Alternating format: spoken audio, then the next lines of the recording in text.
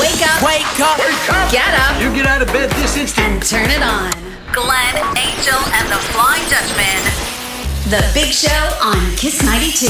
Good morning, Singapore. And today we introduce to you General Surgeon from Gleneagles Hospital, Dr. Natascha Putri. Good morning, Dr. Putri. Good morning. Thank you for having me on the show. Thanks for waking up so early and coming in. Are you usually up this time of the morning? Usually earlier. Oh, yeah, wow. There you go. She's So, like, no problem. She's like, I managed to sleep in today.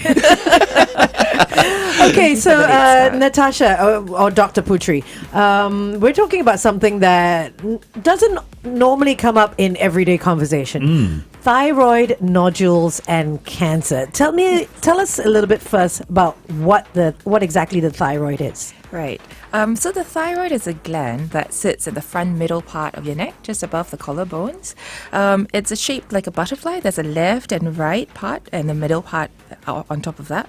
It's an organ that produces hormones that regulates your metabolism and your energy levels. So these hormones are very important. They control many parts of your systems, your vital functions, including things like how fast or how slow your heart beats, whether you feel too hot or too cold, systems like digestion, mental functions, as well as your mood.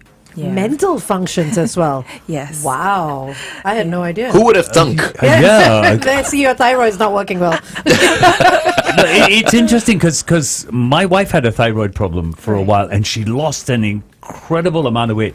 So the thyroid problems also come in hyper and hypo. Exactly, yes, FD. Right? Tell us a little bit more about what hyper and hypo means. Yes. So hyper means high, which is too much hormones, and basically you're hyper-stimulated. You have an excessive amount of hormones, and your systems are all on overdrive. Your heart beats very fast. You feel very hot all the time. You might get mood swings and feel unreasonably angry, things like that, and you feel hungry all the time, but yet you keep losing weight, so that might be consistent with hyper. And hypo is on the other end of the spectrum, where you don't have enough hormones and things are just slow-mo. So you might have difficulty concentrating, your focus, your memory might not be as good, you might have things like constipation and feel cold, and you also face weight gain. Wow. Okay. There you go. I had no idea. So complicated. It's complicated. So what causes thyroid issues? Right. So there are many reasons as to what causes thyroid problems. With a functional disorder, meaning the hyper or hypo, sometimes it can be caused by inflammation of the gland after a severe infection, for example. Sometimes it's an autoimmune cause, meaning your own body's immune system works against it and attacks itself. Whereas the other side of thyroid problems could arise with having nodules within your thyroid gland.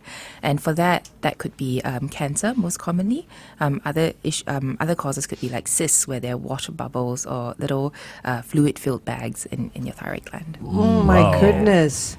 Okay. I see you've brought in a couple of models. What are those exactly? And we'll be showing a little bit more of that on the Big Show TV. But what are these models? Are those the thyroids? Yes. So these two models are just demonstrating where your thyroid gland sits and its size. Okay. Sometimes if it's swollen like this, it could be because there's a goiter, so the entire gland is swollen. So at other times, it could also be because there are nodules that arise within the glands, leading to lumpy bumps. Oh, okay. We'll continue to we're gonna analyze show that, those models on the Big Yeah. Show TV. Meantime, here's Eliza Rose and Calvin Harris, Body Moving on Kiss 92. Oh, the beat of my body is looking to go. So they're not here. They're here, you said. Yes. But these are glands as well, but this, exactly. they're Angel. not the thyroid glands. Perfect. Okay, Yes, all that's right. right. Oh, So so I that can't- part is the neck, is it? Yes. So That's this the front part of is your neck. it's the front, middle, lower half of your neck. Right, The got top half that you refer to Yeah. are other kinds of glands called salivary glands. They produce saliva that coats the inside of your mouth to keep it moist. Okay. Those are submandibular glands, parotid glands, and other minor salivary glands that don't have names to them. Glands, folks. That's GLAND. Oh, it's not the G. Oh, No, no. right. Okay. Some other glands that we don't even have names for. I like Okay. that. They don't even name them. There's so many in there. We're not going to name them. So how do we know we have a thyroid problem then? I mean, what are the signs besides the obvious ones like losing weight, gaining weight? Right. How can you tell? Yes. So sometimes a lot of the thyroid conditions specifically to nodules, because the nodules start off quite small, you might not even realize that you have a problem at all. So they're asymptomatic. The commonest presenting complaint when a patient comes to me would be that recently when I look at myself in the mirror, or my loved ones has told me you have a swelling or a bump in front of your neck. So it starts off with a neck lump or a bulge. But at other times when the nodules grow really large and it starts causing compressive symptoms, it presses against the structures within the neck because it is a small space. Nearby, around, surrounding it include the windpipe or the trachea, your breathing tube, just about here, or also the food tube, your esophagus. So patients tell me when I eat and I chew and I swallow, I feel like my throat, there's something stuck inside. It's difficult to swallow. Or when I try to breathe or lie down, it feels a little bit tight because there's some pressure on it. So those are some of the other symptoms that could happen. When we talk about thyroid, when we talk about thyroid cancers, correct me if I'm wrong, we tend to talk about women more than men. Yes. Why is it that it affects women more than it affects men? Hormones. Right. Yeah, I'm wondering. I'm is just that thinking. the thing? Yeah. The honest truth is that we don't quite know for sure just yet, but hormones has been postulated as to be one of the possible causes as to why there is a female predisposition for thyroid issues. The second reason, you're going to like this a little bit more, Angel, is that the women are a bit more health conscious. They tend to exhibit a higher health-seeking behavior. And so when you tend to go to the doctors for medical attention or some complaints, the doctor does a check, and then sometimes that gets diagnosed as part of the other general checkup. Oh, I see. So the men just don't care. Yeah. And The by men the don't time get it. by the Basically. time they find out, it's too late. Right, yeah.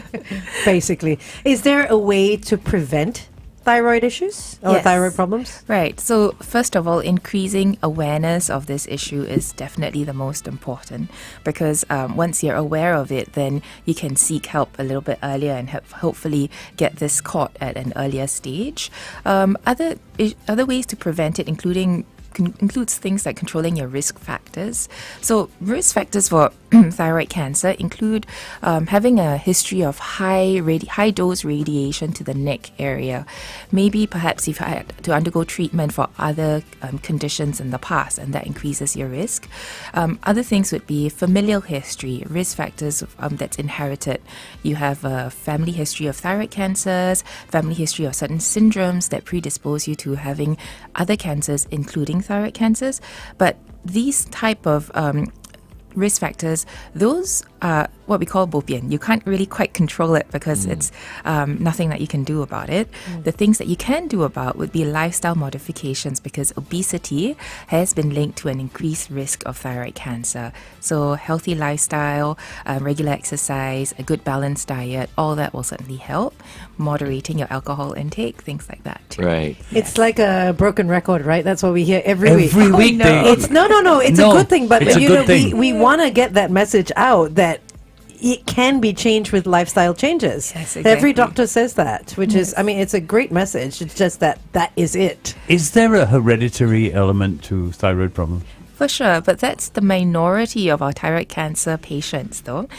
So a hereditary component talks about having patients who've got a florid family history, many relatives in their family who's got thyroid cancer in the past, or even other cancer syndromes like MEN, multiple endocrine neoplasia. So they get cancers in all the other glands in the body as well.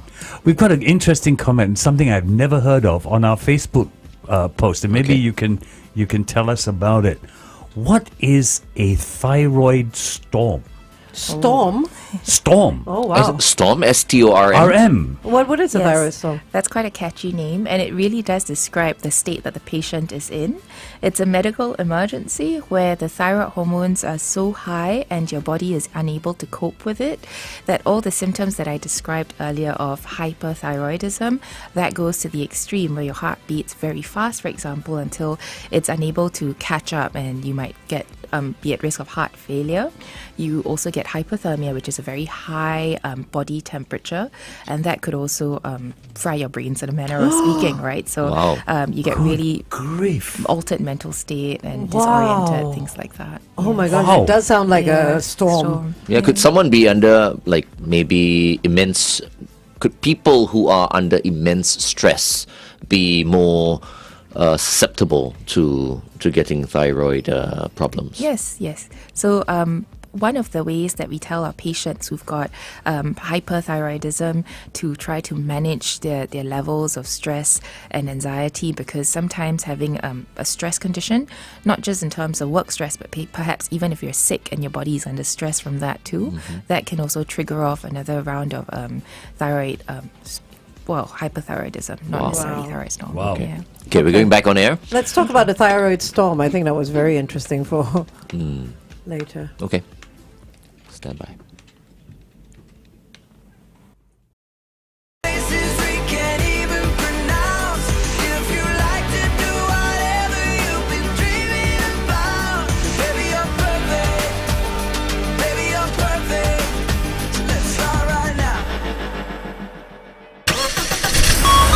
Kiss 92 traffic. Taking a quick look at the situation on the roads. On the PIE towards Tuas at Jalan Yunos's exit, look out for a broken down vehicle. Also on the PIE, but this time towards the airport after Lornie Road, another vehicle has broken down. And finally, if you're on the AYE heading west towards Tuas, right before the Jurong Pier Road exit, look out for a stationary vehicle. Wherever you are this morning, stay safe. Good morning, Singapore, and welcome back to Good Morning Doctor right here on The Big Show on KISS 92. Our guest for this morning is Dr. Natascha Putri, General Surgeon from Gleneagles Hospital, and we've been talking about thyroid cancer. Yeah. We heard a very interesting term on The Big Show TV, thyroid storm. Can you tell us briefly what that's about? Yes. So thyroid storm refers to when there's excessive, very high levels of thyroid hormones in your body.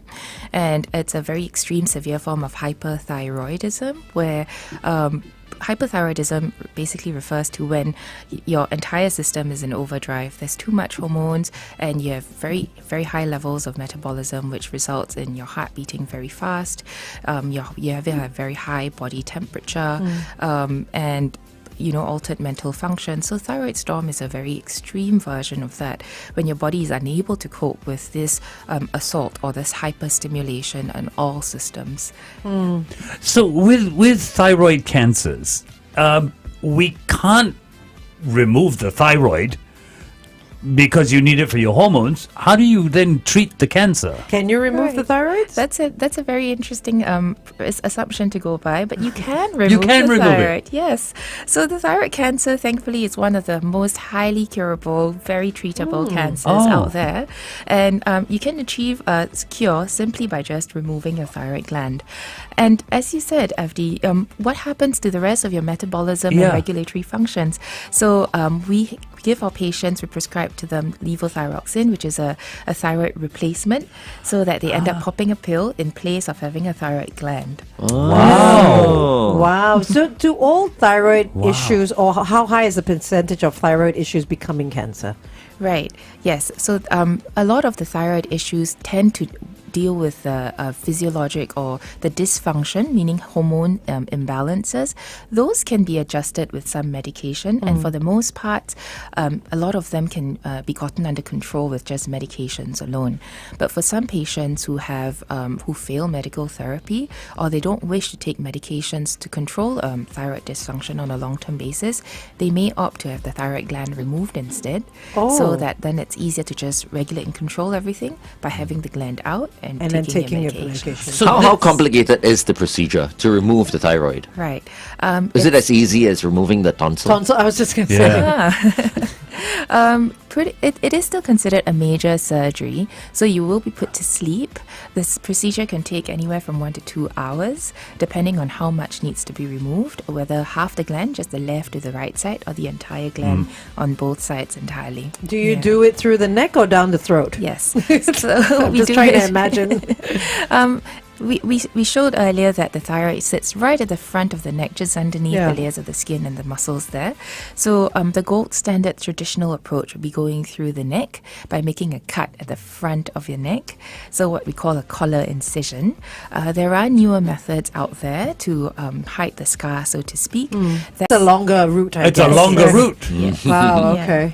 Okay, let's continue to talk to Dr. Putri on The Big Show TV. It's 8:20. Kiss 92 Time Check brought to you by Putian. Autumn has arrived. I have a question, not so much concerning the cancers, but hyper and hypothyroidism. Patients go on medication. Yes. Is that lifelong, or is there a point where you may reach that you no longer need medication? Right. It's almost like you're cured. Yes. So it goes both ways. It sometimes depends on what the cause of you having the dysfunction, the hyper or the hypothyroidism. For most patients, thankfully, the medications are just short term, and once the hormones are regulated back to the normal baseline levels, then you can get off it. But for some patients, they don't manage to stay off the medication, and the condition relapses after a period of stress. And so then they have to come back and take the medications, and sometimes they go through many cycles of this, or they can never quite titrate or adjust the amounts to a level that's stable enough for their needs. And these patients, they end up being on lifelong medication, or that's when you start considering offering them surgery to just remove the gland for easier control. Yeah. Abdi, you mentioned that your wife had. Yeah.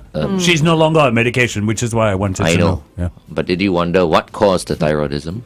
I never. You stressing her out. That's It could well have been. Probably. It could well have Just take the blame. been. No, but people who live with someone with thyroid problems need a lot of patience. Oh, yeah. You get mood swings. Because you of get the hormone imbalance, right? All kinds of things. You need a lot of patience. So, doctor, I was going to ask, you said it is more common in women, but is there a further demographic to this, like age group? Does it happen in children? Right, yes. So the commonest group that gets affected are women, and younger women at that. So unlike other cancers that tend to afflict older patients, the highest incidence of thyroid cancer is actually detected in the age group of 30 to 50, 60 years old. Oh, wow. Yeah, so it's a young cancer. But thankfully, with proper treatment, you can get cured, so you enjoy an almost normal lifespan. It doesn't, Hinder cause you. you to, and also regular lifestyle. With So control. nothing to worry about, basically. Just about. I mean, you make it sound like because you Yeah. said it's highly Yes. curable, right? Yes. Yeah. You shouldn't really panic too Yes. much if Yes. you're diagnosed. That's right. Okay. So it's not a death sentence. We have ways that we can help and treat and even cure you for the most parts as well with thyroid cancer. Wow. Okay, Yeah. that's good news at least. Yes, Yeah. that's very good news. It is. It is. So you have two different types of models there. What's the difference Yes. between the two? So the first model speaks about a thyroid that is enlarged. Oh, So right, okay. This is the regular size of a thyroid, this side. Okay. Just about See. 4 to 5 centimeters in height. And we cannot And feel it, right? At Under all? normal circumstances, no. We shouldn't be able to, It's- okay. Yeah, it's quite So small. It's what's the thyroid again? The pink part. This one that looks like a bow tie or a Ah, butterfly. okay, so that this whole- is the right part, the left part, and the I middle. see. They look like little lungs. It does. It Yeah. does. You're right. Yeah, Okay. it resembles other organs in the body. And then the Yeah. other one is This a is when the swelled whole one. yes, this is when the whole gland is swollen. So you can see that it's quite a bit larger than the ones here, and this is when the entire gland is affected. And sometimes patients who have very big goiters like these is because they also get hormonal imbalances. Sometimes too low a hormone, hypo or hyper. And it's one gland, right? It's one one gland. gland. And you have, I have seen people with sort of a swelled neck, and that would be a thyroid issue. Yes. swelled neck and a swelled face as well sometimes. Does it affect the face? Right. So sometimes in very severe hypothyroidism, when the hormones are very low, you can get a swollen appearance. So you can get puffy eyes and your eye bags and your eyelids, Yeah. as well as your cheeks. They're all quite swollen because everything is kind of slowed down. Yeah, I kind of remember we had a few TV personalities who came up to talk about the fact Oh, that yeah? they Oh, is had that right? thyroid Issues. and that's one of the reasons why their faces were a little swollen. Got it. A question has come onto our Facebook page from Vincent. He says, do thyroid conditions affect pregnancy or the ability to conceive? Oh. Yes, I think that's a very good question, and the answer is yes. So, if your thyroid condition is not under control, it can affect how easy or difficult it would be for to get pregnant and keeping the pregnancy as well. So uncontrolled levels of thyroid hormones have been associated with pregnancy loss. Also because during pregnancy, your other hormones shift as well, and your metabolic functions are also changing because you are having a baby, and so your hormone levels then need to be monitored a lot more closely, and they need to be adjusted as well. What about for breastfeeding mothers? Right.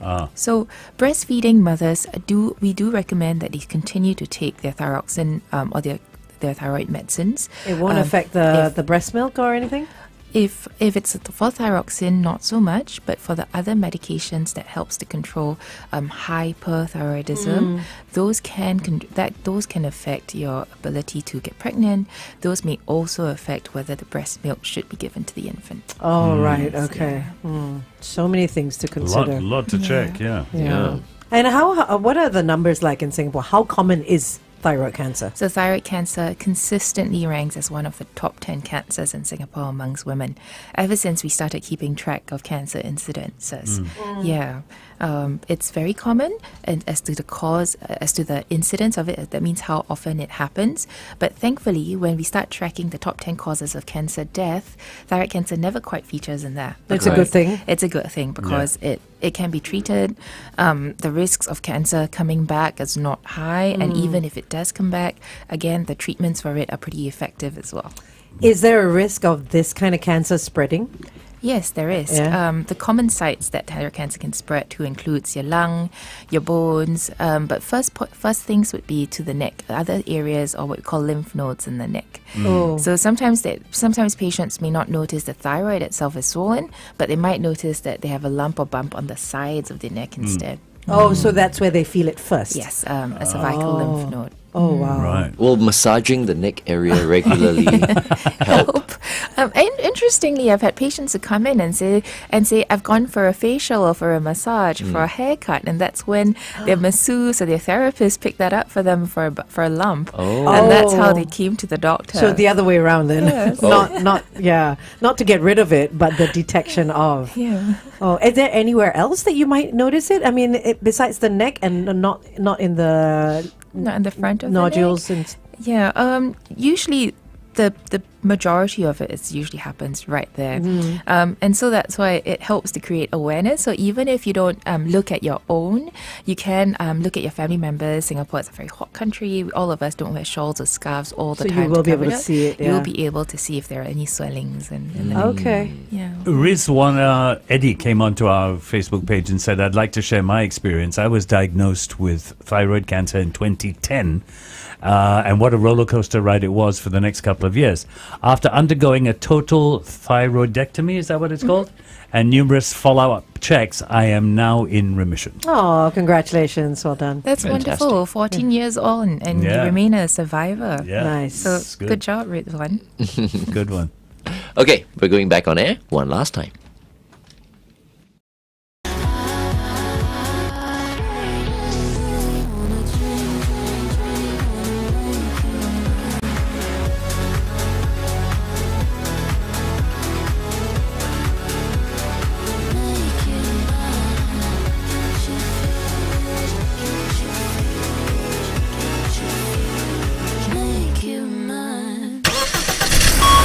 Kiss 92 traffic. Just the one situation besides all the peak hour traffic that you are facing out there. On the AYE towards Tuas before Jurong Pier Road's exit, look out for a stationary vehicle. If you spot anything else, you can share that information, 88550920.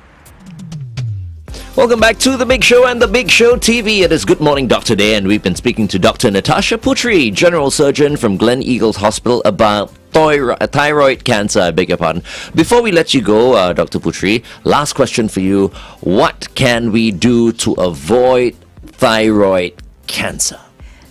That's really important. Thank you, Glenn. So, knowing about some of the risk factors and so that we can avoid or lower the chances of us getting thyroid cancer is really important.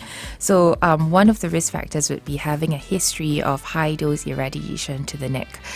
Sometimes that could be because of previous treatment required for other conditions in the past, but those are non-modifiable, I suppose. But the things that we can do would be adopting a healthy lifestyle, because obesity has been linked to increased incidences of having thyroid cancer. So adopting a balanced diet, having regular exercise, those will go a long way to helping. Can I just jump in for one last question? So you mentioned radiation, but you mentioned treatments. We face a lot of radiation these days. Phones, Bluetooth headsets and everything else. Will that put us at risk? Not so much. It's more high dose targeted irradiation to the neck area. Okay. Or in some other parts of the world where you live in an area where there have been high doses of radiation from nuclear accidents and sites like in Japan or in India. Those have higher risk. Yeah. Right, Not okay. so much the daily radiation dose. Okay, good news. Thank You are the tech girl. I can still use my you phone have, then. Yes. You have More radiation so than many anyone else. things at home Yes, that everything. are on at the same time. Things are attached to my head all the time. And sometimes she glows in the dark. You can use me as a torchlight. That's a personal question. There you go. Yes, Okay. asking for a friend. All right. Thank you so much, Dr. Putri, for joining us. It's been Thank a you for pleasure having me. speaking to you. Thank you. Thank you so much. Thank you for tuning in to The Big Show's Good Morning Doctor, brought to you by Gleneagles.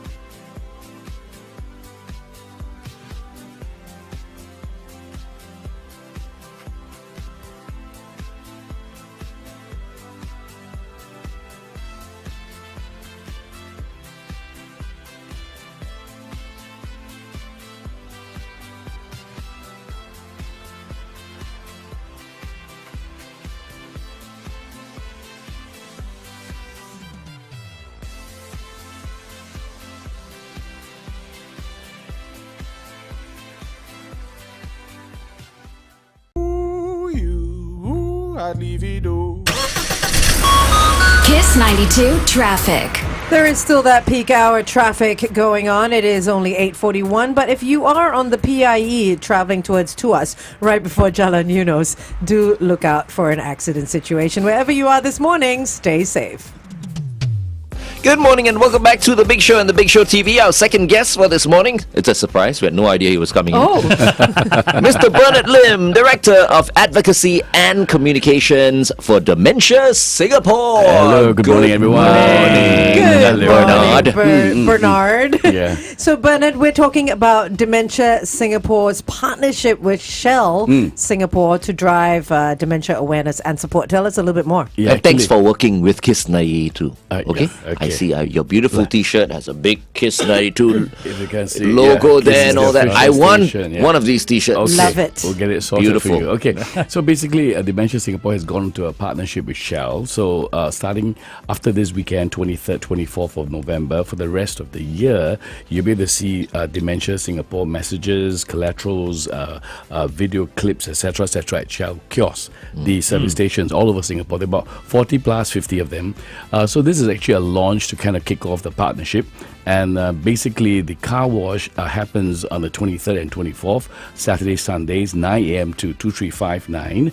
And per car wash is about $20. And obviously, the whole idea of raising funds is for Dementia Singapore to continue our purposeful work of reaching out to the dementia community and continue to bring the message out to as many people as we can right now in Singapore. No, I think you guys are doing a fantastic job. Really. Yeah. Thank you. I mean, I take the train all the time, and I love what you guys have done with the train stations, Yeah. with all the motives and the directional messages. And also, at the entrance, it always says, this is a dementia Friendly. Yep. friendly Yeah. train station. So Yeah. if they need help, Yeah. I think it's awesome. Yeah, you see all those murals on the walls, Yeah, all that, yeah. like a little radio, Yeah. like a bit of angku kueh. So that's what we do to kind of make the community a little bit more dementia friendly. Yeah. I Plus, love you got the Kara app as well. Yeah. The Kara app is amazing. If you have not downloaded the Kara app, download it right now because I mean, if you want to find out more about Dementia Singapore, you can also do so. Yeah. Yeah. It's so educational and informative. This app. Funny you should mention this because as we partner Shell, we also partner with SPH Media again to kind of roll out another benefit for Kara new members. So on the 23rd, which is this coming Saturday, all the way to the 29th, if you sign up as a new Kara member via kara.sg, CARA.sg, you get a 1 year free subscription at SPH Dailies, the 4 SPH Dailies for the 12 months. Oh, nice! Wow. The Yeah. digital edition is very, very good. Yeah. I Did you love say it. the four? One of the four. One of the four. You can So choose you lah. pick which one? One of the four. For a whole year. For a whole year for 12 months. Just by signing up as a and Kara downloading the member. Kara app. Yes, exactly. So do it right now. We have 10,300 over members right now. So continue to help us grow the membership base and really want to be inclusive and spread the word of dementia, be part of the community. That's Okay. amazing. Oh, that's You know, quite I'm so amazed that you guys are so active, and everywhere I turn, I see Dementia Singapore. Yes. And this is in line with us, highlighting the fact that dementia is a growing condition here. It is a growing condition. Presently, about 100,000 people in Singapore right now living with dementia, and this number is expected to go up to 150,000 by 2030. So it is getting a little bit of a concern. Yeah. And whatever we give, no matter how small, goes a long way. It does. Yeah, Yeah. And per car wash is $20. So proceeds come to Dementia Singapore. 10 different Shell service stations will be participating in this. So if you can rattle very quickly, Ang Mo Kio Avenue 6, Boon Lay, Geylang Lorong 7, Guillemard, Havelock, Jurong West Avenue 5, Marsiling, Newton Hooper Road, Paya Lebar PIE, and Shell Tampines Avenue 2. Yeah, that's Amazing. where we're going to be this coming Saturday. That's with our guest of honor, Mr. Masagos Zulkifli, Minister of State Minister for Social and Family Development, and Second Minister for Health. Nice. Okay, let's continue to talk to Bernard on The Big Show TV. Meantime, here's Leah Cates and 24K Golden. This is Wire on Kiss 92. You know, Bernard, you talk about increasing awareness for dementia. What exactly do you want the public to know when it comes to dementia? Obviously, want to spread the word about dementia. Very few people know much about dementia, to be honest. I mean, apart from the fact there's forgetfulness, you don't remember things, but there are many other things about dementia. Dementia is a condition, and there are many causes of dementia. Yeah. Alzheimer is a cause, and obviously, increasingly in Singapore, we see a lot of vascular dementia as well, which is actually caused by stroke. So usually an elderly person with a stroke attack tend to develop vascular dementia if we're not careful. And it's not an old people thing, because there's also early onset dementia, That's right? a very good point, because ever since a few years ago, we've discovered that dementia doesn't just affect typically a person who is 65 and above. So now there are many cases of what we call young onset dementia that you're being diagnosed way before 65. You know, and some of our clients in our daycare centers are somebody as young as 50 years old, 55 years old. So it's actually it's called as a young onset dementia, or YOD for short. And it's a very, very worrying trend, because I mean the whole dementia community, we're concerned not just with the person living with dementia, but it's also very much the caregivers, the family. So it impacts everybody. So you can imagine if you're a 55-year-old person, you've been diagnosed of young onset dementia, practically your world cannot stop. Yeah, for it sure. does. For You're, sure. you're still so young. You've still got so much more to do. Yes. And you've got this restriction placed on you. Yeah, and quite likely, also these people will not be able to continue working. Right. Quite like, so Right. so their job will be affected, and obviously the finance will be affected. So these are some of the factors that we are obviously very aware of, and we're trying to reach out as best as we can. So this whole young onset dementia thing is a little bit of a concern. I mean, obviously there is no cure for dementia. But is there prevention? There are modifiable factors that we can kind of make sure that we have them, so that we just reduce our chances of getting dementia. Like obviously staying physically active, staying socially engaged, Mentally active as well? Mentally active. So as they always say that Akong Ama plays mahjong is actually helpful for them. You're playing word puzzle. These are things that help. And obviously eat healthily and obviously drink moderately. Yeah, I was just reading a report where in the UK now they're getting some dementia daycare centers are actually getting dementia patients to work with computers to keep their minds active. Yeah. I mean, there are many of these ideas. I mean, there's like it's like in Holland. I've not visited, but there is almost like a dementia village that people there are mostly people living with dementia. Right. You know, but of course there are many other factors. I mean, the having such a space in Singapore, there'll be other issues as well, of its sustainability, etc., etc. You know, so but it's just good to bring attention to the fact that this dementia community does need some support and help. Yeah. You know, Bern, you just mentioned the fact that, you know, which country has a dementia? Holland. Holland has a Holland. dementia village. I think because we have like old age homes here in Singapore and all that, not all these facilities are ready to be caregivers to perhaps dementia, you know, patients. Maybe we really do need like a few homes for people with Specifically dementia. for dementia. Yeah. I mean, I think presently there isn't any specifically just for people living with dementia. Our daycare centers, Dementia Singapore daycare centers, are specially only for dementia people. Yeah, but living they're with only dementia. daycare centers, right? But not home. Not you know. live-in, yeah. No, but actually, to be fair, some of the places like Tai Hua Kwan, like places like St. Luke's Hospital, their homes, they have dementia specialties to look after people living with dementia. But it's just that it's not branded as a Dementia home. I see. something like that. I was just looking at the Kara website, and we're encouraging people to sign up for Kara, not just for the free subscription of SPH, of Straits Times and all that. But that's a obviously. huge incentive. No, though, it is. actually. It is It a is, it huge is. incentive, but I feel like everyone should get on it, because it's not just for persons living with dementia and caregivers; it's also for members of the public, so that we know How to identify the something. signs, whether it's the signs of other people that you see in public, but also the signs at home. Absolutely. You know, absolutely. like an older. We are an aging community, Yeah. Obviously. so we are. especially in this room, we are going to be hit by someone in our family who gets Absolutely. diagnosed. The statistics says that 1 in 4 Singaporeans in 2030 will be 65 and above. There you so go. therefore, Yeah. that is also as a concern. Yeah. So we're all moving towards that direction. So having more preparations, more support system, it will help a lot. And also one thing I want to share about Kara. Kara has just recently been translated into Chinese as well. Oh, nice. Oh. So if you're Okay. a Heartlander who can't really read English, I think Kara is a way for you to get information. Is available in Chinese as How well. bang? Okay, what's it called? Like, 想得好, huh? yeah. So I was again looking at the website. Besides the fact that everyone should sign up, you can also through the app report missing persons. Yeah, that is a basic know? function for Which Kara. is very, very cool. Yeah, because when a person living with dementia is missing, that is the most traumatic experience for Yeah. the family. So the entire community will help to look for this person. Are these persons that live with dementia registered on Kara? Most of them are. Oh, they'll be Most of registered them. as well. Not Okay. everybody, but Okay. most are. Oh, right, okay. And that's the reason why we're trying to build this community.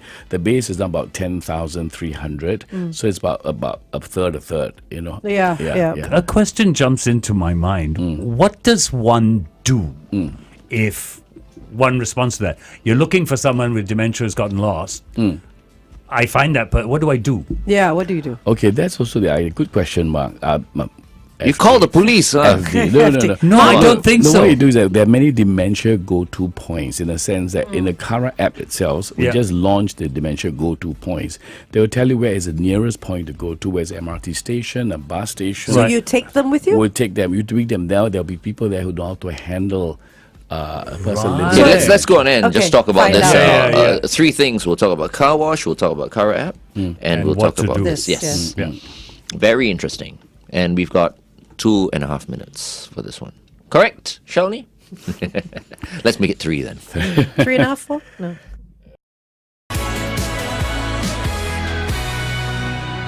Perry with Forget About Us right here on Kiss 92. All the great songs in one place. Perry reminds me of a friend of mine.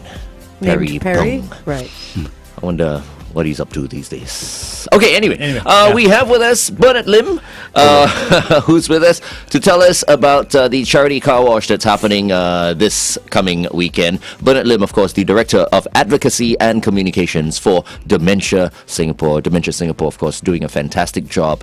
Please give every member of Dementia Singapore, including your CEO, Jason, Thank a you. big hug from me. All right, I'll do that. You're on later. Kiss also can, because I think you guys have been doing an amazing job. Thank you so much. I mean, with the entire community, all support. Everybody is really putting their effort into this. So the car wash is happening this weekend across 10 service stations across the island. It's $20 per car wash. $20 per car wash, and obviously at different locations, as I mentioned earlier, and just come by, and then we expect the turnout to be fairly interesting. We've never done this before. This is the first time Dementia Singapore is doing a fundraising in this manner, and obviously we want to reach out to as many people as we can. And the focus highlight this weekend on Saturday is whereby Minister Masagos will be making a guest appearance at the Tampines Avenue 2 Tampines Shell service station to join us. And I think some of you guys are going to be at the location. Yeah, me and Juliana Yao. Okay. We're gonna Nice. be there. Yeah. Yeah. All right. You can find out more on Dementia Singapore's Instagram page, which is Dementia Singapore. And this is, of course, in partnership with Shell Singapore as well as SPH. Yes? Yes. Will Mr. Masagos Zulkifli be washing the cars? Because I mean, I don't. Will I be washing the cars? as well? you will be helping to dry up the cars. Oh, so we'll be drying the Minister cars. will be helping to dry Dry the cars. Dry Dry the the car, cars. not Which drive. is a good idea, Yeah, because yeah. as I was saying earlier this morning, I said I don't even wash my own car. Yeah. So I think it's good to let the specially trained people to do the car washing, but you guys will be helping to dry the car. Okay. So apart from Minister Masagos, yourself, Glenn, and we also invited many corporate leaders as well to be there to join us. So some of the board members of Dementia Singapore will be there, and some of the senior management members from Shell will be there as well. And all proceeds will go to Dementia That's Singapore. right, that's Amazing, right. amazing. That's For a right. good cause, get your car clean. We also want to talk about Kara, which is an app spelled Cara. You can go online to have have a bigger read on what they do, all the great work that they do, it's kara.sg. More importantly, we want you to download it, because for the next 12 months, if you download it, you will be getting a subscription to an SPH daily. So it could be the Straits Times, it could be Berita Harian, or could be any one of the Chao Chinese Pao. papers, Yeah. right?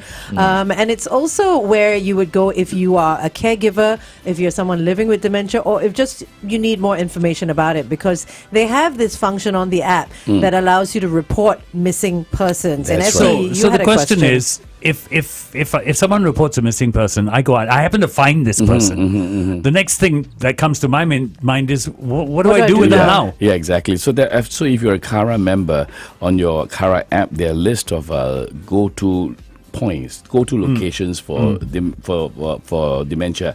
So what we call the dementia go-to point locator. So if I tap on it right now, obviously it's telling me that the nearest go-to point center is over at Lorong 1 Toa Payoh, the Care Corner Active Aging Center at Block 106. So these are some of the very good features that we have.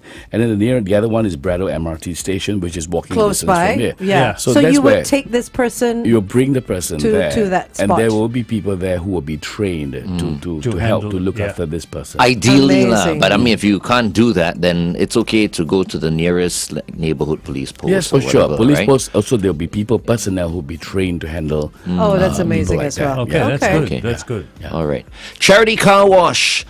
Wash it bright, shine a light. 2024. I like that. Yeah, nice. I like that. I like the Nice. sound of that. You know, usually I come up with the best ideas. Can I make a suggestion for next year's charity car wash? Tell us. Don't call it car wash. Call it Cara wash. Kara Wash. Wow. Oh, he one up to you. Dementia Singapore. Cara Charity wash. Cara. We will watch the idea. We'll keep the idea for the next He's time. I'll like, call it. why did you miss that? How? Good point. Kara Wash. Yeah. Okay, so thank you very much, Bern, for joining us today. Always a pleasure. And I'll see you on Saturday. See you on Saturday. And of course, if you drive, head down to any of the 10 Shell service stations, have your car washed, and all set, ready for the nice weekend after that. All the information is available on their Instagram, Dementia Singapore. All right, don't forget, get me one of those shirts, please. You get it on Saturday. Thank you. Headline news and sports up next. Wake up feeling good. The Big Show